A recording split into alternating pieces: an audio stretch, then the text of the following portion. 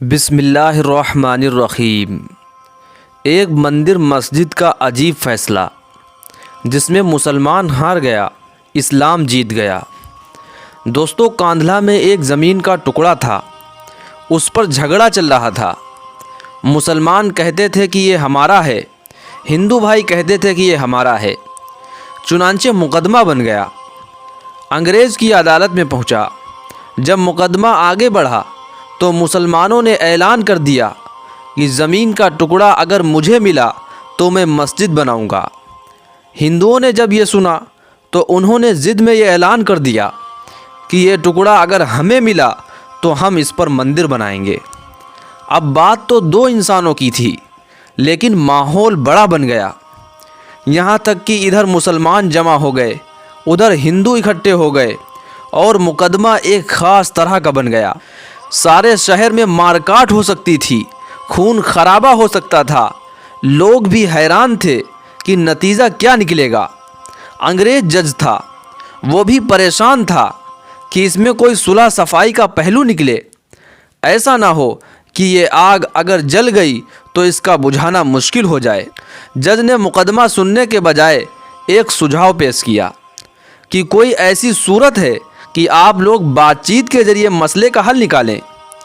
ہندوؤں نے ایک سجھاؤ پیش کیا کہ ہم ایک مسلمان عالم کا نام اکیلے میں بتائیں گے، آپ اگلی پیشی پر ان کو بلا لیجئے، اگر ان سے پوچھ لیجئے، اگر وہ کہیں کہ یہ مسلمانوں کی زمین ہے تو ان کو دے دیجئے، اور اگر وہ کہیں کہ یہ مسلمانوں کی زمین نہیں ہے، ہندوؤں کی ہے، تو ہمیں دے دیجئے۔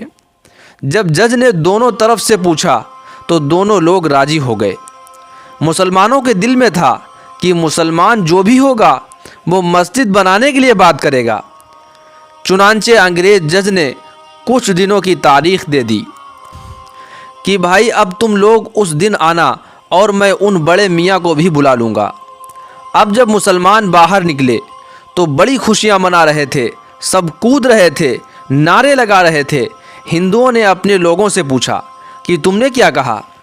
انہوں نے کہا کہ ہم نے ایک مسلمان عالم کو اپنا فیصل بنا لیا ہے، وہ اگلی پیشی میں جو کہے گا اسی پر فیصلہ ہوگا۔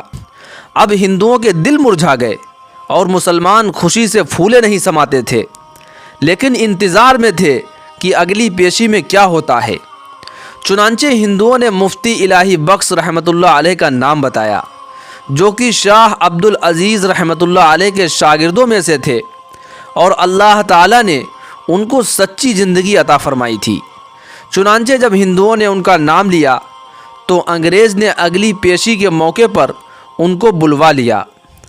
انگریز نے پوچھا کہ بتائیے مفتی صاحب، یہ زمین کا ٹکڑا کس کا ہے؟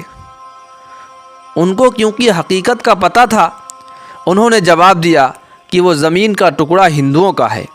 اب جب انہوں نے یہ کہا کہ یہ ہندو کا ہے تو انگریز نے اگلی بات پوچھی کہ کیا اب ہندو اس پر مندر بنا سکتے ہیں؟ تو مفتی صاحب نے فرمایا جب زمین ان کی ہے تو وہ جو چاہیں گھر بنائیں یا مندر بنائیں، یہ ان کا اختیار ہے۔ لہٰذا فیصلہ دے دیا گیا کہ یہ زمین ہندوؤں کی ہے۔ مگر انگریز جج نے فیصلے میں ایک عجیب بات لکھی۔ فیصلہ کرنے کے بعد لکھا، آج اس مقدمے میں مسلمان ہار گیا مگر اسلام جیت گیا۔